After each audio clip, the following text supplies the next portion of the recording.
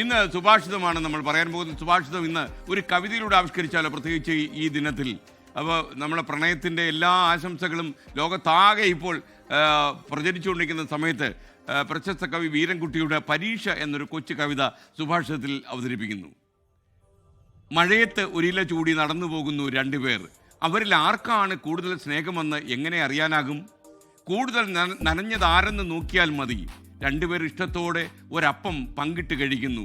അവരിൽ ആർക്കാണ് കൂടുതൽ പ്രേമമെന്ന് എങ്ങനെ അറിയും? അപ്പത്തിന് ചെറുപൊതിക്കായി തിടുക്കപ്പെടുന്ന വിരലുകൾ ആരുടേത് എന്ന് നോക്കിയാൽ മതി. തങ്ങളിലെ സ്നേഹത്തെ പ്രതി തർക്കിക്കുന്നു രണ്ടുപേർ. അതിൽ ഏറ്റവും പ്രണയം ആർക്കെന്ന് അറിയാൻ എന്തു വഴി? ഒരിക്കൽ കൂടി വായിക്കാം. തങ്ങളിലെ സ്നേഹത്തെ പ്രതി തർക്കിക്കുന്നു രണ്ടുപേർ. അതിൽ ഏറ്റവും പ്രണയം ആർക്കെന്ന് അറിയാൻ എന്തു വഴി? അവരിൽ തോൽക്കുന്നതാരെന്നറിയാൻ കാത്തിരുന്നാൽ മതി. യെസ്, അവരിൽ തോൽക്കുന്നതാരെന്നറിയാൻ കാത്തിരുന്നാൽ മതി. കവി വീരൻകുട്ടിയുടെ ഈ പ്രണയ കാവ്യം പ്രിയപ്പെട്ട പ്രേക്ഷകർക്ക് ഇഷ്ടപ്പെട്ട് കാണും.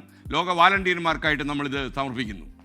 ലോകത്തെവിടെയായാലും ഏത് സമയത്തും 24 വാർത്തകളും ഓഗ്മെന്റഡ് റിയാലിറ്റി പാക്കേജുകളും എക്സ്പ്ലെയിനറുകളും വിശദമായി കാണാൻ ഞങ്ങളുടെ യൂട്യൂബ് ചാനൽ നിങ്ങൾക്ക് സബ്സ്ക്രൈബ് ചെയ്യാം.